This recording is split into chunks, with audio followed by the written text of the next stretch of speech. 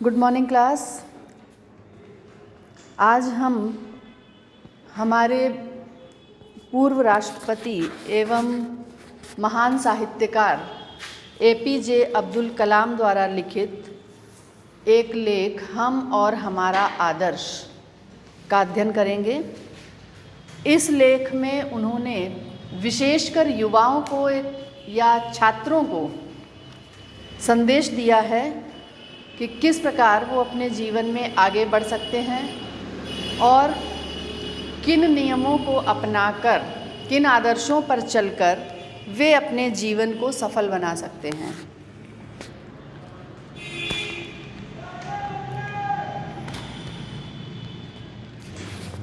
कलाम साहब कहते हैं कि मैं खास तौर से युवा छात्रों से ही क्यों मिलता हूँ, प्रश्नवाचक चिन्ह, कि अपने जीवन में वो बहुत लोगों से मिलते थे, लेकिन विशेषकर उनका जो रुझान, उनकी रुचि रहती थी वो युवा छात्रों से मिलने में। इस सवाल का जवाब तलाशते हुए मैं अपने छात्र जीवन के दिनों के बारे में सोचने लगा।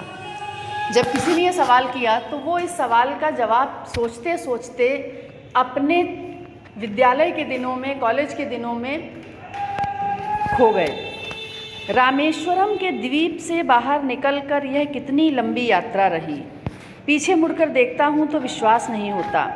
आखिर क्या था जिसके कारण यह संभव हो सका कि उस छोटे से गांव से निकलकर फिर उस शहर में और राज्य स्तर पर, उसके बाद देश विदेश तक जो उन्होंने अपना नाम किया, देश का नाम, परिवार का नाम, क्या वो इतना आसान रहा होगा?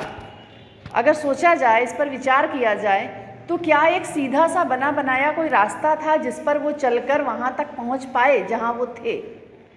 जिस लक्ष्य को उन्होंने पाया वो लक्ष्य क्या बहुत आसान था, या ऐसे कोई सड़क बनी हुई थी जिस पर वो चलते चले आए सीधे से और वहाँ तक पहुँच गए वो?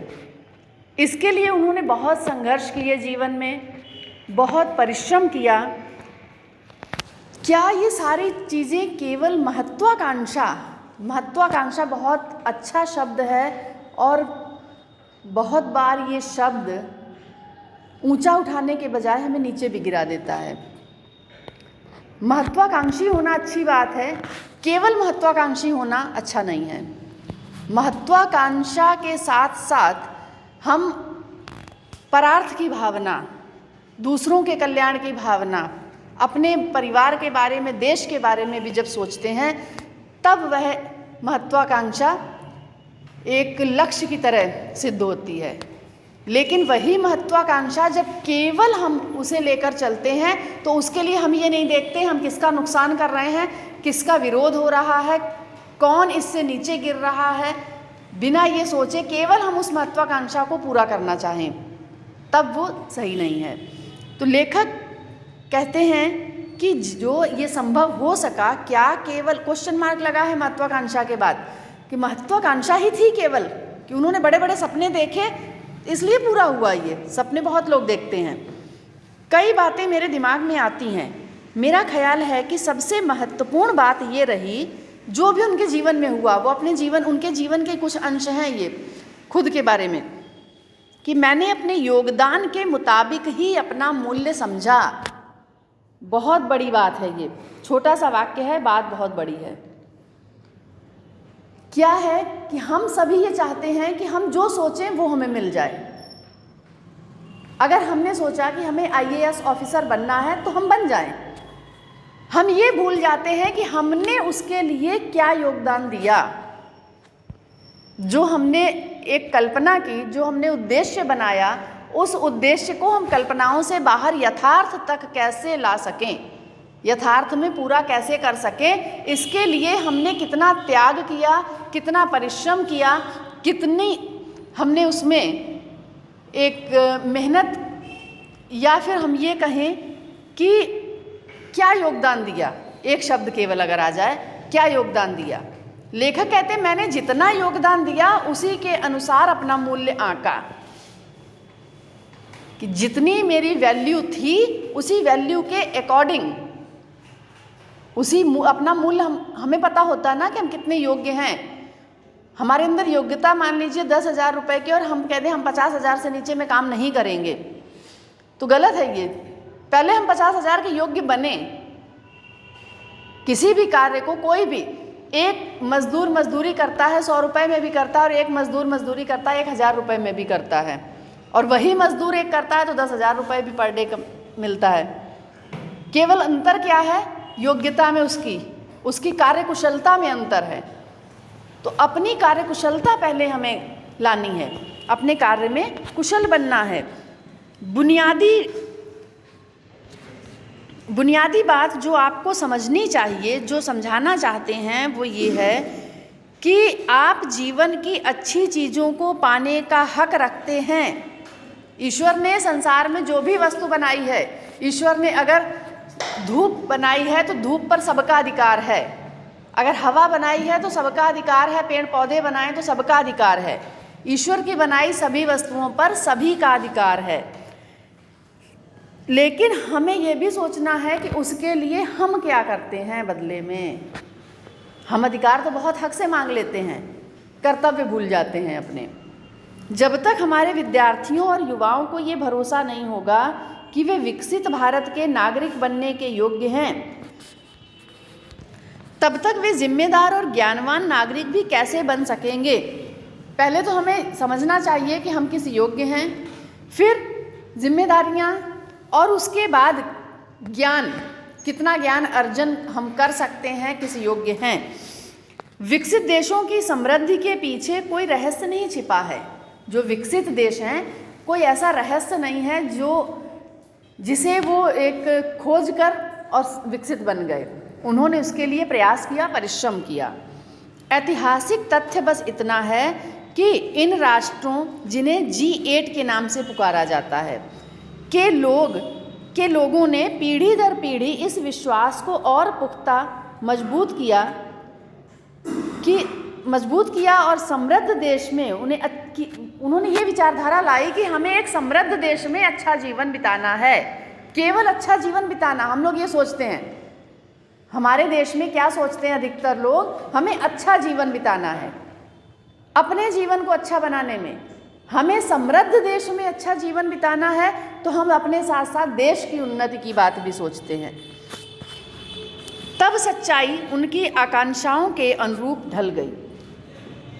मैं ये नहीं मानता कि समृद्धि बहुत ही महत्वपूर्ण, गद्यांश है ये, मैं ये नहीं मानता कि समृद्धि और आध्यात्म एक दूसरे के विरोधी हैं। इनका मानना है, कलाम साहब का, कि जो लोग ये कहते हैं कि जो आध्यात्मिक हैं उन्हें समृद्धि से दूर रहना चाहिए। कहा जाता है ऐसा ना कि सन्यास ले लिया, ईश्वर से जुड़ गए तो धन दौलत से मुंह नहीं रखना चाहिए। लेखक कहता, मैं इस बात को नहीं मानता कि समृद्धि और आध्यात्म एक दूसरे के विरोधी हैं, बल्कि मैं ये मानता हूँ या फिर ये नहीं मानता कि भौतिक वस्तुओं की इच्छा रखना कोई गलत सोच है, कि अगर हम सांसारिक सुखों की, भौतिक वस्तुओं की इच्छा रखते हैं तो वो कोई गलत सोच है।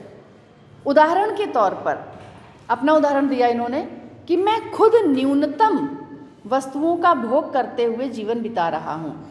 एक राष्ट्रपति होते हुए भी इनकी मृत्यु के पश्चात जब इनकी संपत्ति का ब्यौरा निकाला गया था तो सबके सामने जग जाहिर था क्या संपत्ति निकली। एक वैज्ञानिक, प्रतिष्ठित वैज्ञानिक जो विदेशों में, पूरी दुनिया में जाना जाता था जिसे, उसके पास संपत्ति के नाम पर केवल कुछ धन ही निकला था। और आज एक साधारण सा व्यक्ति, एक अगर छोटा सा कोई एक्सपेरिमेंट भी कर लेता है तो भी उसके पास करोड़ों रुपए निकल आते हैं। तो कहते हैं मैं खुद भी न्यूनतम जितनी मुझे ज़रूरत है उतनी वस्तुओं के साथ जीवन बिता रहा हूँ, लेकिन मैं सर्वत्र समृद्धि की कद्र करता हूँ। पर मैं ये नहीं है कि जो जिसके पास है उसकी मैं उसे अवहेलना करूँ, उसकी उपेक्षा करूँ। मैं उसकी कद्र करता हूँ। भाई मैं नहीं रखना चाहता, ये अलग बात है, पर कोई ना रखे ऐसा नहीं है, क्योंकि समृद्धि अपने साथ सुरक्षा तथा विश्वास लाती। बिल्कुल सही बात है। समृद्धि अपने साथ सुरक्षा लाती है, विश्वास लाती है। कैसे लाती है समृद्धि अपने साथ? कि सुरक्षा तो सभी को समझ में आ रहा है कि धन होता है तो सुरक्षा, धन से अगर हम बीमार हैं तो हम समय पर इलाज करा सकते हैं, हमें दूसरों की मदद करनी है तो हम कर सकते हैं, हमारे पास ही नहीं तो हम दूसरे की क्या करेंगे। विश्वास कैसे? मन मजबूत रहता है। अगर हमारे पास अपने हाथ मजबूत हैं तो हम दूसरे के लिए भी दौड़कर कर सकते हैं। अब हमारे पास खुद नहीं है तो हम विश्वास हमारा पहले से हम कैसे करेंगे, कैसे कर पाएंगे। तो समृद्धि अपने साथ सुरक्षा और विश्वास दोनों लाती है, जो अंततः हमारी आज़ादी को बनाए रखने में सहायक है। हमें किसी के आगे हाथ नहीं फैलाने, किसी के गुलाम नहीं होना, आज़ादी अपने आप बनी रहेगी। आप अपने आसपास देखेंगे तो पाएंगे खुद प्रकृति भी कोई काम आधे अधूरे मन से नहीं करती। प्रकृति किसी भी कार्य को अधूरे मन से नहीं करती कि पत्तियां निकल रही, आज नहीं मन है तो आज नहीं निकलेंगी, कल निकलेंगी। अब हर काम पूरे मन से प्रकृति करती है। वर्षा होती है तो होती है, फिर अगर समय पर वर्षा होनी है तो होनी है, बादल गरजने हैं तो गरजने हैं, आंधी आनी है तो आनी है, फूल खिलने हैं तो वो अपने समय पर ही खिलेंगे। मौसम में जाइए, आपको फूलों की बहार देखने, किसी बगीचे में जाइए, मौसम में आपको फूलों की बहार देखने को मिलेगी। जिस मौसम में जो फूल खिलना है उसी में खिलेगा। अथवा ऊपर की तरफ देखिए, छोड़ दीजिए नीचे, ऊपर की तरफ देखिए, विस्तृत आसमान आपको दिखाई देगा, अनंत आकाश, ब्रह्मांड जो अनंत तक फैला हुआ है, आपके यकीन से भी परे है, आप सोच भी नहीं सकते, वहाँ तक इसकी सीमा है। जो कुछ भी हम इस संसार में देखते हैं ये सब किसका? ऊर्जा का स्वरूप है। जो भी हमें दिखाई देता है सब में ऊर्जा है, एनर्जी है सब में। अब वो एनर्जी सकारात्मक या नकारात्मक, वो ऊर्जा हम सकारात्मक रूप में लेते हैं या नकारात्मक रूप में अपने अंदर लाते हैं, वो हम पर निर्भर करता है। जैसा कि महर्षि अरविंद ने कहा है कि हम भी ऊर्जा के अंश हैं, हम स्वयं भी ऊर्जा का ही एक अंश हैं। इसलिए जब हमने ये जान लिया कि आत्मा और पदार्थ दोनों ही अस्तित्व का हिस्सा हैं, यहाँ पर थोड़ा सा अस्तित्ववाद जो विदेशों में था उसका प्रभाव दिख रहा है कि आत्मा और पदार्थ दोनों ही अस्तित्व का हिस्सा हैं, वे एक दूसरे से पूरा तादाद में रखे हुए हैं। और हमें ये एहसास भी होगा कि भौतिक पदार्थों की इच्छा रखना किसी भी दृष्टिकोण से शर्मनाक या गैर आध्यात्मिक बात नहीं है। क्यों? क्योंकि जब आत्मा और पदार्थ एक दूसरे का हिस्सा हैं तो दोनों एक साथ आराम से रह सकते हैं, दोनों को एक साथ रखने में कोई बुराई नहीं है, दोनों में तादात्म्य मतलब दोनों में एकात्मकता बनी हुई है। इसके बावजूद अक्सर हमें यही विश्वास दिलाया जाता है कि न्यूनतम में गुजारा करने और जीवन बिताने में भी निश्चित रूप से कोई हर्ज नहीं है। हमें सिखाया जाता है ना कि हमारे पास जितना है हमें उतने में संतुष्ट रहना, अगर कम है तो हमें कम में गुजारा करने में कोई आपत्ति नहीं होनी चाहिए। महात्मा गांधी ने ऐसा ही जीवन जिया था, लेकिन जैसा कि उनके साथ था, आपके मामले में आपकी पसंद पर यह निर्भर करता है कि आप उतने में गुजारा करना चाहते हैं या आगे बढ़ना चाहते हैं। जरूरी नहीं है कि महात्मा गांधी ने ऐसा किया, कलाम जी ने ऐसा किया तो हम भी, हाँ, हम उनके आदर्शों को जो उन्होंने धर्मपूर्वक पालन किया नियमों का, हम उसे अपना सकते हैं। पर अगर वो संपत्ति नहीं रखते तो हम भी ना रखें, ऐसा नहीं जरूरी बताया। उन्होंने खुद कहा है आपकी जीवन शैली इसलिए है, आपकी ऐसी जीवन शैली इसलिए है क्योंकि इसमें वे तमाम ज़रूरतें पूरी होती हैं जो आपकी भीतर की गहराइयों से उपजी हैं। लेकिन त्याग की प्रतिमूर्ति बनना और जोर ज़बरदस्ती से चुनना, सहने का गुणगान करना अलग बातें हैं। त्याग की मूर्ति बनना, खुद से बनना, ज़बरदस्ती नहीं नहीं तुम ऐसा बनो, तुम ऐसा ही करो, ज़बरदस्ती कराना, अलग अलग बातें हैं ये। हमारी युवा शक्ति से संपर्क कायम करने के मेरे फैसले का आधार भी यही है। उनके सपनों को जानना, उन्हें बताना कि अच्छे भरे पूरे सुख सुविधाओं से पूर्ण जीवन के सपने देखना तथा फिर उस स्वर्णिम युग के लिए काम करना सही है। लेखक कहते हैं मेरा उद्देश्य यही है, जो मैं युवा छात्रों से मिलता हूँ, कि मैं उनके सपनों के बारे में जानूँ, वो क्या सोचते हैं और उन्हें एक दिशा दे सकूं कि सपनों को पूरा कैसे करना है। उन सपनों को सोते हुए नहीं देखना। उनका ये वाक्य बहुत प्रसिद्ध हुआ था कि सपने वो नहीं होते जो नींद में आते हैं, सपने वो होते हैं जो हमें सोने नहीं देते। तो उन सपनों के लिए काम करना है, उनके लिए हमें मेहनत करनी है, उनके लिए रास्ते बनाने हैं कि उस सपने तक हम कैसे पहुंच सकें। आज जो कुछ भी करें, आप जो कुछ भी करें वह आपके हृदय से किया गया हो। मैं भी ये बात बोलती हूँ आपको अक्सर कि जो भी काम करिए पूरे मन से करिए, जो आपका दिल करे वो करिए।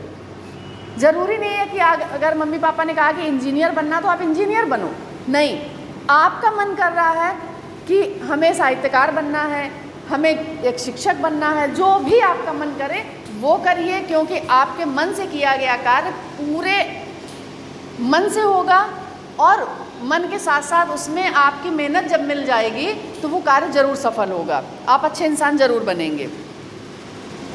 अपनी आत्मा को अभिव्यक्ति दें और इस तरह आप अपने आसपास प्यार तथा खुशियों का प्रसार कर सकेंगे।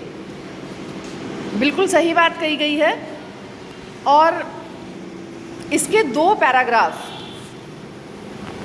अगर हम परीक्षा की बात करें तो सबसे पहला पैराग्राफ जो है इसका पहला गद्यांश, मैं ख़ास तौर से, एक ये और एक ये, मैं ये नहीं मानता, ये 2 बहुत ही महत्वपूर्ण हैं।